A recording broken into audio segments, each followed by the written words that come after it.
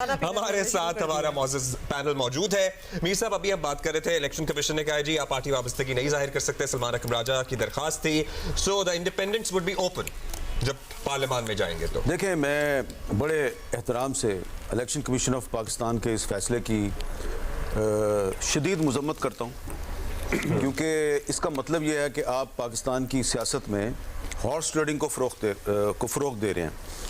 अगर एक कैंडिडेट खुद कह रहा है कि ठीक है आपने मेरे से इंतखाबी निशान ले लिया और मैं आज़ाद उम्मीदवार की हैसियत से लड़ना चाह रहा हूं, तो अब आप ये देखें कि वो आपको क्यों कह रहा है कि मुझे मेरी पार्टी की वाबस्तगी जो है वो बताने की इजाज़त दी जाए, ताकि उसके समेत जितने भी उम्मीदवार आज़ाद हैसियत से लड़ रहे हैं, अगर वो जीत जाते हैं तो मंडी ना लगे और जिस तरह मेला मवेशियाँ होता है तो जो आज़ाद उम्मीदवार हैं उनकी बोलियां ना लगें। तो अगर एक उम्मीदवार सलमान अकरम राजा खुद रजा कराना तौर पे कह रहा है कि let's stop this dirty business, और ये जो हॉर्स ट्रेडिंग का गंदा कारोबार है इसको वक्त से पहले रोकने के लिए फुल स्टॉप लगाया जाए, तो इलेक्शन कमीशन ऑफ पाकिस्तान कह रहा है नहीं, कोई ना कोई टेक्निकल रीज़न, कोई ना कोई कानूनी जवाब बना के वो कह रहे हैं नहीं हम आपको इजाज़त नहीं देंगे। इसका मतलब ये है कि अगर 8 फरवरी के बाद पाकिस्तान में हॉर्स ट्रेडिंग शुरू होती है और खरीदो फरोख्त शुरू होती है और करोड़ों अरबों रुपए का कारोबार शुरू हो जाता है, तो इसकी जिम्मेदारी बराह रास्त इलेक्शन कमीशन पे आयद होगी। अब पता नहीं क्या मसलहत है, वो मॉडल है जिसका बड़ाई साहब ने तस्करा किया। जी आप अब्दुल्ला देखें, अभी तक जो फैसला आया था पहले इलेक्शन कमीशन का और बाद में सुप्रीम कोर्ट ने उसको अपहोल्ड किया, वो ये था कि सिंबल ले लिया गया है, PTI as a party exist करती है, और अब वो ये कह रहे हैं कि क्योंकि लेकिन एक रूल है, मेरे ख्याल से रूल नंबर 94 है, वो ये कहता है कि उसी आप पार्टी में शमूलियत इख्तियार कर सकते हैं जिसको सिंबल दिया जाए।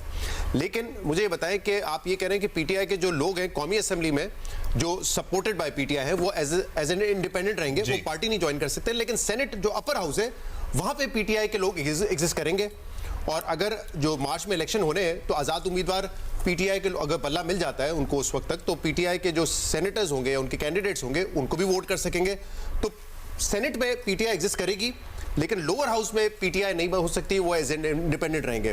तो उस पर मेरे ख्याल से रिपोर्ट कार्ड में रीमा उमर ने बड़ा अच्छा एक्सप्लेन किया था कि अगर आप आइन को देखेंगे तो पार्टी रहती है, पार्टी एग्जिस्ट करती है, पीटीआई इज अ पार्टी, लेकिन वो एक रूल है जिसके तहत वो कह रहे हैं कि सिंबल होगा तभी आप पार्टी ज्वाइन कर सकेंगे। तो यहाँ पे भी ऐसा लगता है कि इलेक्शन कमीशन ने आइन से ज्यादा फौकियत उस रूल को दी है, जबकि ऑब्वियसली हम सबको पता है। और ये भी एक सवाल है कि जो इंडिपेंडेंट जाएंगे फिर पार्लियामान में, उनमें से कितने रहते हैं और कितने इधर उधर हो जाते हैं, डाउटफुल हो जाएगा, उन पे क्वेश्चन भी उठ सकता है, क्योंकि ऑब्वियसली पहले डिक्लेयर नहीं किया और अब वो हॉर्स ट्रेडिंग वाली भी एफिडेविट जमा करवाए इन्होंने, इनका आर्गुमेंट यही था कि वो पीटीआई के नाम से हमने जी शाह। और ये जाहिर एक तसलसल है जिसमें पहले उनसे बल्ले का निशान लिया गया था और अब ये वाला मामला आया है, तो उसमें जो सवाल है वो अपनी जगह पर उठ रहा है। हामिद मीर साहब ठीक कह रहे हैं कि इससे तो जो हॉर्स ट्रेडिंग है उसका कल्चर प्रमोट होगा। तहरीक इंसाफ की गलतियां अपनी तरफ है जो इंटर पार्टी इलेक्शन में और सारे के सारे काम उन्होंने किए, मगर उसके बावजूद मेरा ख्याल एक यूनानिमस राय है उन तमाम जो कॉन्स्टिट्यूशनल एक्सपर्ट्स हैं उनकी, हालांकि एक बहुत ही रीजनिंग के साथ तफसीली फैसला जैसे काजी फैसल साहब की तरफ से भी जारी किया गया। इलेक्शन कमीशन की जो रीजनिंग है वो भी हमारे सामने नहीं आई है कि वो किस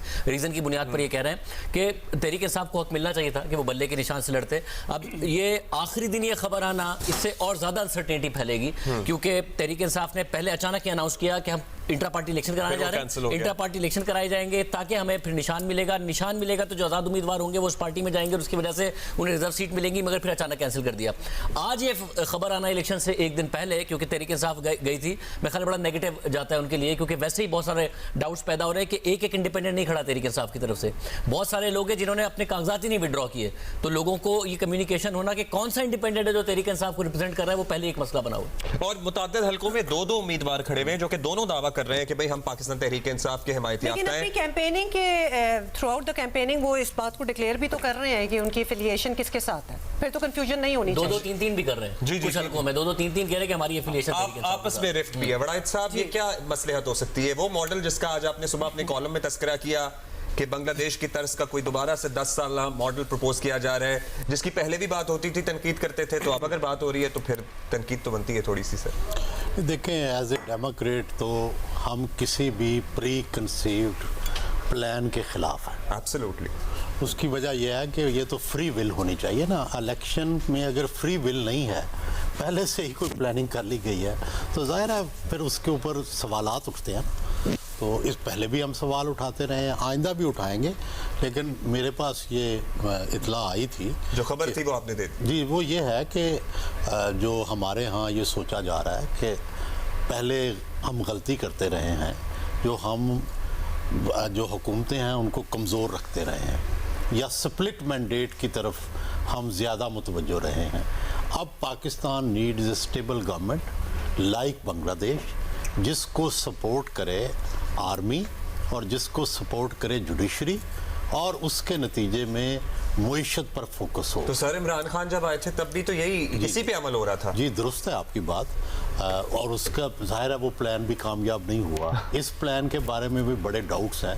सबसे बड़ा सवाल ये है, इस प्लान में जो एक गलती है, पाकिस्तान एक multilingual, multi cultural, multi national country है और इतनी बड़ी आबादी और मल्टी सेक्टेरियन है। पाकिस्तान के अंदर सियासत बहुत शौर के हद से आगे है। 4 मार्शल लॉ लगे, लेकिन इसके बावजूद हम दोबारा जमहूरियत की तरफ गए। तो पाकिस्तान में सियासत को दबाना या सिर्फ एक पार्टी को मजबूत करने की पॉलिसी बनाना, ये काउंटर प्रोडक्टिव है। इसके खिलाफ कई दुल्ले भट्टी, कई जुल्फ़कार अली भुट्टो, कई लोग उठ खड़े होंगे, और वो जो ख्याल है कि हम अमन से जो है वो तरक्की और खुशहाली की तरफ जाएंगे, जब तक सियासी इस्तेकाम ना हो किसी मुल्क में, मुआशी इस्तेकाम नहीं होता। जो मुल्क मुआशी तौर पर भी मुस्तहकम हो, अगर हाँ वहाँ पॉलिटिकल इंस्टेबिलिटी, जैसे बांग्लादेश है, अब जहाँ ही वहाँ पे पॉलिटिकल इंस्टेबिलिटी आई है, इकनॉमिक इंडिकेटर्स भी चेंज होने शुरू हो गए हैं। तो इसलिए ये दुनिया में जो निज़ाम सदियों से सोच के बनाया गया है, वो ये है कि पॉलिटिकल स्टेबिलिटी हो और वो जमहूर, पार्लिमान, उनकी सपोर्ट हो, फिर मईशत जो है वो आगे बढ़ती है। ट्रू। और बिलावल ने कल ही कहा कि अगर मेरे वोट पर डाका डाला गया तो मैं तो वो करूंगा कि आप इमरान खान को भूल जाएंगे। सो आप पता नहीं क्या करने वाले हो, क्या नहीं करने वाले, लेकिन भट्टी साहब आपका इंतजार कर रहे हैं, वो चाहते हैं कि आप गुफ्तगू करें उनसे। अच्छा चले। लेकिन विकी वैसे वेल्ड थ्रेट है, मतलब क्या उनका कहना बिलावल का, वैसे ही just for the sake of this argument, options क्या कर क्या सकते हैं? एहतजाज। देखिए, बिलावल भुट्टो ने कहा है कि मैं आपको जानता हूँ, मैं आपके नाम भी जानता हूँ, आप कहाँ बैठे हुए हो वो भी जानता हूँ। तो इसका मतलब है वो किसी को सुना रहे थे और उनको कुछ ना कुछ हुआ होगा जिसकी वजह से सुना रहे थे। क्या? तो लेकिन जो सुना रहे थे, जो कुछ हुआ है या जो कुछ वो करने जा रहे थे उनके वालिद साहब, वो अगर नहीं हो पा रहा तो जाहिर है वो फ्रस्ट्रेशन तो बनती है, दुख तो बनता है। तो वो खैर बिलावल जाने। ये जो है कि एक और इलेक्शन कमीशन साहब बहादुर ने पाकिस्तान तहरीक इंसाफ के ख़िलाफ़ एक और फैसला दिया है।